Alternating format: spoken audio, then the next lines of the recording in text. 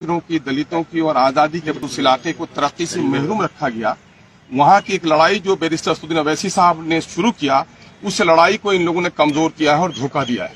इन लोगों ने धोखा किया है, बल्कि सीमांचल की वो गरीब और महरूम जनता जो इंसाफ की तलब के लिए एमआईएम का झंडा उठाया था, इनको वोट देकर जिताया था, उस जनता को धोखा दिया है। वो कौन है? वो गरीब हैं, किसान हैं, मजदूर हैं, परदेसी मजदूर हैं, सैलाब से परेशान हाल लोग हैं, अनपढ़ लोग हैं, दवा से महरूम लोग हैं, बेरोजगार लोग हैं, उनको धोखा दिया है। मैं समझता हूँ मीर जाफरों के साथ ही मैं समझता हूँ कि राजद जैसी पार्टी जो कभी माई समीकरण की बात करती थी, अकलियतों की, विशेषकर मुसलमानों की बड़ी बात करती थी, और आज अकलियतों के दरमियान में पार्टी उठकर आई है, अकलियतों की आबादी से उठकर आई है, अल्पसंख्यक लोग जीत कर आए, अल्पसंख्यक के लोगों ने उस इलाके में अपने समस्याओं के समाधान के लिए उनको वोट दिया है, इनको तोड़ने का काम किया है, तो मैं समझता हूं कि आने वाले दिनों में इसकी बड़ी कीमत चुकानी पड़ेगी।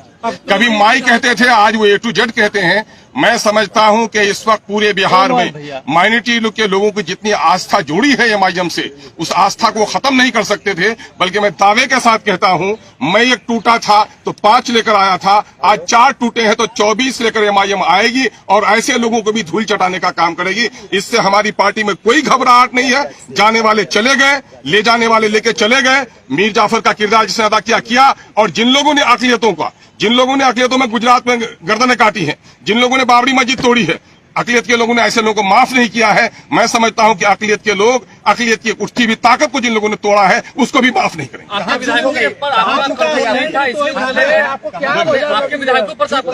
नहीं, मेरे कंट्रोल का मामला ये है, ये पुलिसिया मामला नहीं होता है, कंट्रोल है। उनको इतनी आजादी मिलनी चाहिए, सोच समझ की आजादी मिलनी चाहिए। जो भी बंधन यहाँ पर होता है नैतिक बंधन होता है, और नैतिक बंधनों को तोड़ने वाले वो मैं समझता हूं कि सबसे बड़े पार्टी होते हैं। आप स्टैंड नहीं ले रहे थे, इस वजह से वो भागे। आप किस चीज का स्टैंड नहीं लिया? हमेशा अकलियतों का स्टैंड ले लिया, दलितों का स्टैंड ले लिया। और मैं समझता हूं कि पिछले इजलास जितने सेशन हुए गवाह होगा कि अकलियतों और पिछलों के जितने मुद्दों को और सीमांचल के जितने मुद्दों को एमआईएम ने मजबूती से उठाया है, और तमाम तर विधायकों को जो हिस्सेदार बनाया है, तमाम तर विधायकों को जो बोलने का मौका दिया है, जो परामर्श किया है। दूसरी पार्टियों में गए हैं, हम लोग रहे भी हैं, दूसरी पार्टियों में हैसियत है तलवा चाटने की। एमआईएम है जो मान सम्मान की बात करती है। अगर कुछ लोगों को ऐसा ही मामला है, सीमांचल का विकास क्यों नहीं हुआ? सीमांचल से इसी नेचर के लोग जीत कर आए जो पार्टी का तलवा चाटते रहे और सीमांचल के मुद्दे की लड़ाई नहीं लड़े। एमआईएम ईमानदारी के साथ सीमांचल की लड़ाई लड़ती है, और अख्तरुज्जमान खड़ा है। मैं दावा करता हूं आपको, अरे मुझे किसकी हिम्मत है, मुझे किसकी हिम्मत है? मैं समझता हूं ऐसी कोई राजनीतिक दल ने जन्म नहीं लिया है जो अख्तरुज्जमान के ईमान का खरीदारी करता है।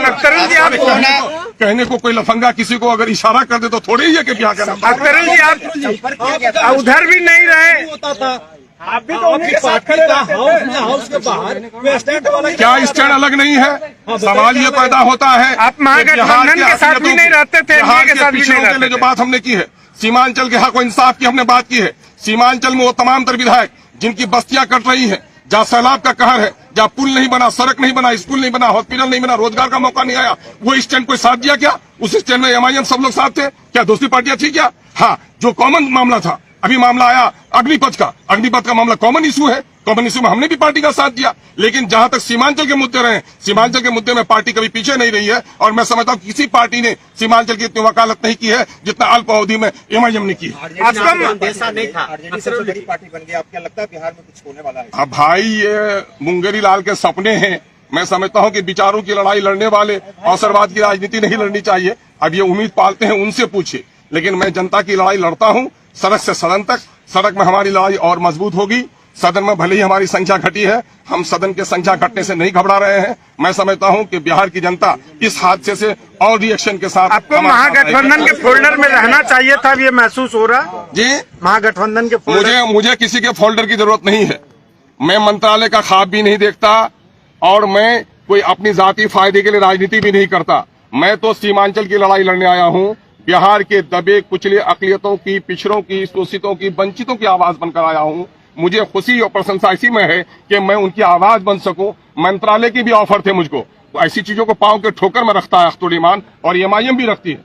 हमारे जो राष्ट्रीय अध्यक्ष हैं, उन्होंने कभी भी इन चीजों को आड़े आने नहीं दिया, हमेशा सच्चाई और हक की बात की है, और मैं उसका सिपाही हूं। पूरी तवानाई के साथ, पूरी मजबूती के साथ इन हादसा से भी, इस तूफान से भी हमारे इरादे और अज़्म का जो दरख्त है वो हिल नहीं किसको सकता। दोषी मान रहे हैं? दोषी दोनों हैं, दोषी दोनों हैं, टूटने वाले भी दोषी आपको हैं। अंदेशा नहीं था कि पहले से वो संपर्क में अगर- थे?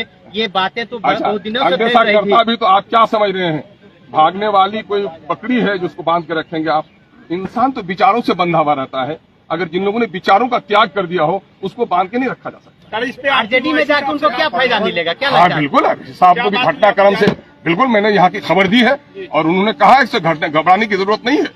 और जो जिंदा तहरीकें होती हैं ये इस किस्म के हालात आते रहते हैं और ऐसा होता है सैलाब में खसो खासा बह जाता है और जो मजबूत पहाड़ होता है खड़ा रहता है। महाराष्ट्र के बाद बिहार में भी खेल होगा क्या? अब उस खेल की बात उनको कहिए, वो खेल का जो तमाशा देख वो उम्मीद बांधे हुए हैं। महाराष्ट्र में जो हुआ है गलत है और महाराष्ट्र के खेल को जो लोग गलत कह रहे हैं वो भी या खुद गलत कर रहे हैं।